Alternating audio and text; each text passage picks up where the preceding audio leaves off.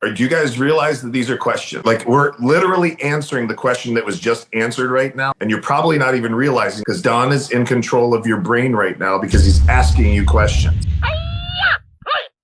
So we're at the air handler. We see some growth inside of the air handler potentially, or it's nasty, a bunch of allergens. What are we going to say to the client? You're going to draw them in. You're going to get them there. You're going to want to see this. It's a very good way to get people. Often hear texts go, I want to show you something, or you need to see this. No, you're going to want to see this. We'll make it more about them than it is you. You're going to want to see this. Hey, do you know what that is? And you point to the black. And, well, what do you think grows in a dark, damp place with a food source? Were you aware that in just 1 square inch of that stuff, there can be over 1 million spores? Were you aware that once really we can see it like this, that the spores are all in the air around it and throughout your entire duct system? Did you know that every time you hear your system cut on, it's blowing those spores into your home? And would you believe that when you breathe that air in your home, that spore enter your lungs and get absorbed into your bloodstream? Or do you guys realize that these are questions? Like, we're literally answering the question that was just answered right now. And you're probably not even realizing, because Don is in control of your brain right now because he's asking you questions, engaging your brain. Keep going, Don. And you kind of round that out with, were you aware that 1 in 4 people have no ability to fight this stuff off once it gets in their bloodstream? And through that whole speech, your company may say, we're not allowed to say mold. I never said the word mold. I'm okay. It is, there is that. Companies can have that bias, whatever they want to do. I never said. We let them come to their own conclusion. They said it. So, Gene? The other thing that I want to point out here is that after each one of these questions that Don is asking, he's not necessarily stopping to let me answer them. He's literally just asking questions, going on to the next question in a lot of cases until there's one that really requires my response, because he gets to control what I'm thinking by the use of these questions. Would it be nice to be able to control what your clients are thinking? So now he's going to get into all the negative side effects. And even if the answer doesn't come out their mouth, it's in their brain. They had to think of the answer, and that's where you're controlling their thought. I know that sounds a little manipulative, and it's not meant that way. We're not controlling their thoughts. We're controlling what they're thinking about, and that's what helps them. If they will listen